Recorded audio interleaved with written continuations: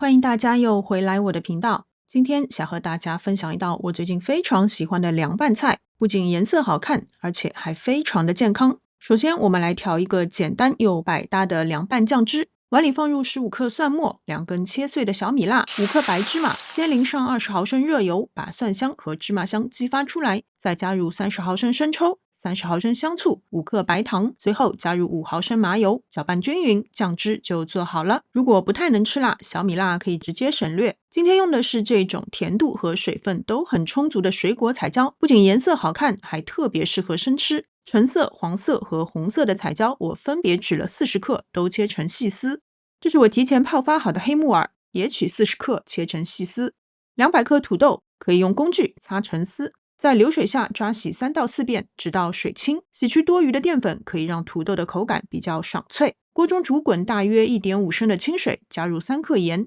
放入土豆絲和木耳絲，焯水大約2分鐘，然後立刻撈出，過一遍冰水，再次把水分瀝乾，加入彩椒絲和10克香菜，倒入調好的醬汁，輕輕翻拌均勻。看這個五彩繽紛的顏色是不是特別漂亮？就這簡單的幾樣家常食材，卻組合出了非常豐富的口感，酸香脆爽，在這一口裡你都能感受得到。無論是你覺得沒有胃口，還是想要多攝入一些蔬菜，它都非常的合適。好了，今天的視頻就到這邊，非常感謝大家的觀看，我們下次再見。